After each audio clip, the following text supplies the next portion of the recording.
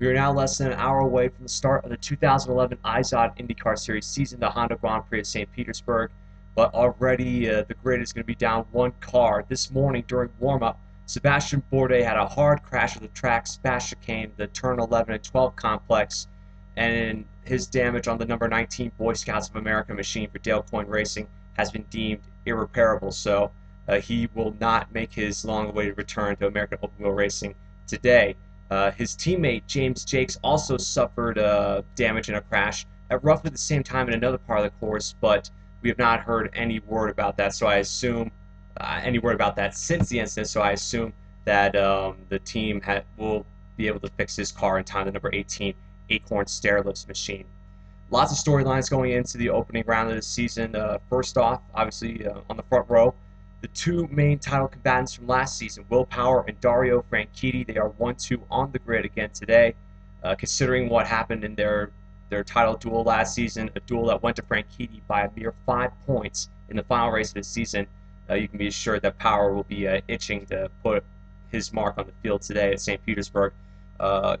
Chip Ganassi Racing also has expanded over the offseason to a 4-car team, or I should say two 2-car teams, because that's the way they want to put it. That new 2-car team, besides Dario Franchitti and Scott Dixon, are a pair of young Americans, Graham Rahal and Charlie Kimball. Looking at the starting grid, we have Rahal starting on the outside of row 6, and Kimball will start on the outside of row 11. So it'll be interesting to see how they do today at St. Petersburg. Obviously, Rahal, remember, he won in, I believe, 2008 at St. Petersburg, his very first IZOD IndyCar Series start, after crashing in a test session at Homestead Miami Speedway that caused him to miss the 2008 season opener at that facility.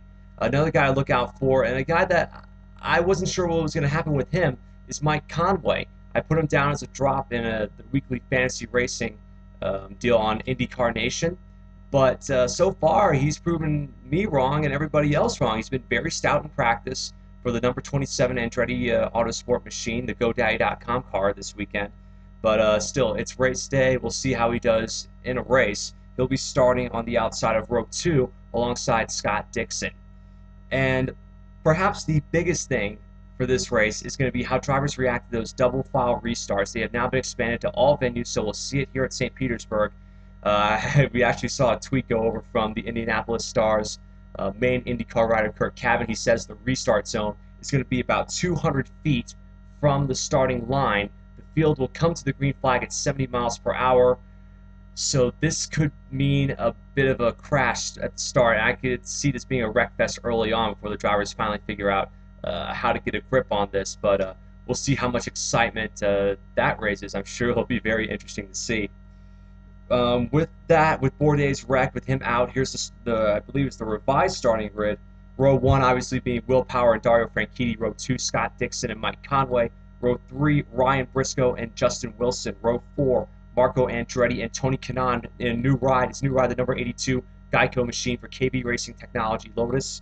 Row 5 is Elio Castro-Neves, Alex Tagliani. Row 6, Takuma Sato and Graham Rahal. Row 7, Vitor Mira and Ryan Hunter-Ray at his new home race. Now at Homestead's off the schedule. This is his new home race. I'm sure he's going to do very, very well here today in that number 28 DHL Sundrop machine for Andretti Autosport. Row 8, Oriol Servia making his return to the series after a layoff. He will start alongside Rafa Matos. Row 9 is Simona Di Silvestro and Danica Patrick. Row 10, Ana Beatriz and EJ Vizo. Row 11, James Jakes and Charlie Kimball. And row 12 now is J.R. Hildebrand and Sebastian Saavedra.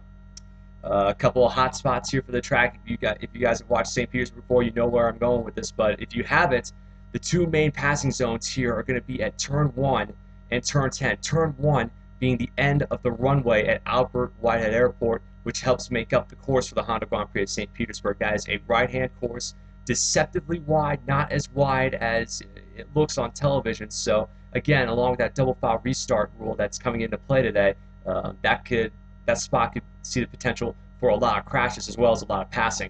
Row 10 is the turn that comes right off the back stretch on this Honda Grand Prix at St. Petersburg course, the Bayshore Boulevard section.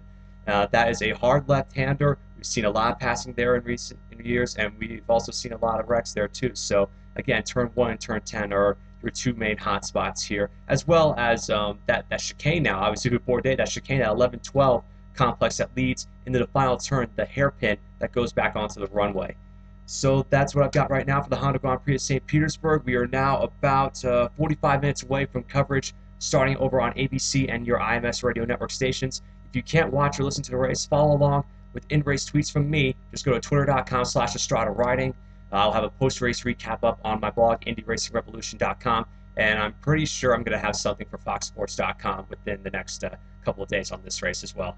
Enjoy the race. Godspeed to the teams and drivers. Let's see some good stuff out there.